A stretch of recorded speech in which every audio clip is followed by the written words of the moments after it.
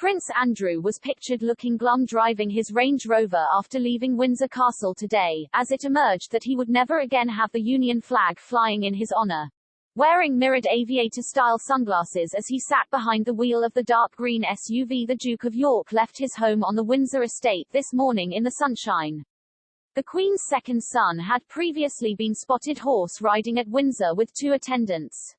Last night, it was revealed that he had been effectively barred from having the flag adorn government buildings for his birthday after the Queen and Prince Charles became the only royals to keep the privilege.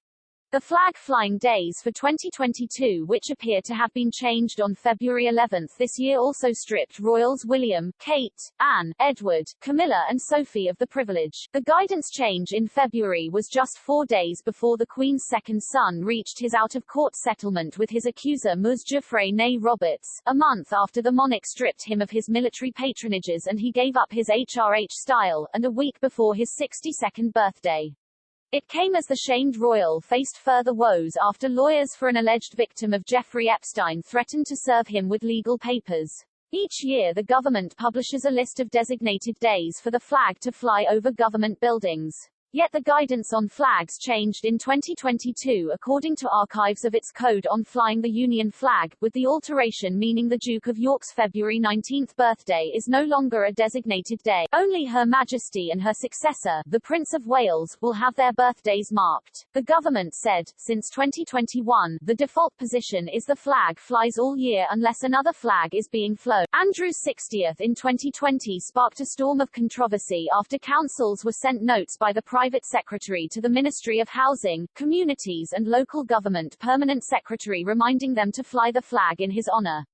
The government later said this would not be required. Other removed dates include the late Duke of Edinburgh's birthday on June 10 and the Queen and Philip's wedding anniversary on November 20.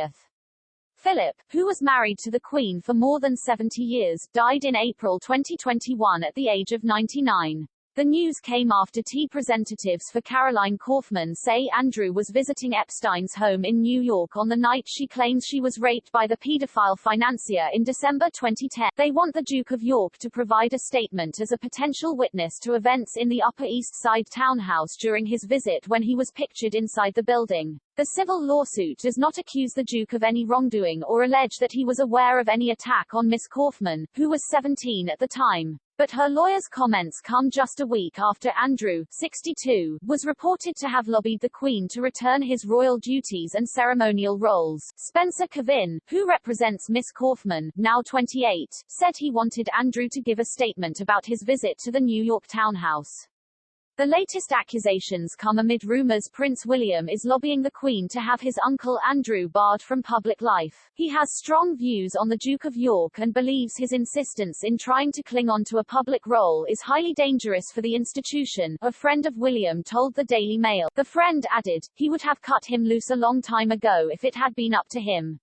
He understands that when it comes to mother and son the situation is complicated, but honestly I think he just wishes he would vanish from public view. There are fears the friction between the duo of William and Charles and the disgraced relative Andrew could trigger a fallout among the royal family during their upcoming summer retreat at Balmoral. Prince Andrew is furious with the heirs to the throne for preventing his return to public life at the Order of the Garter ceremony earlier this month, it has been claimed. Andrew is desperate to rebuild his life and wants his titles back, a source told The Sun, but he is fuming with Charles and William for stopping his plans.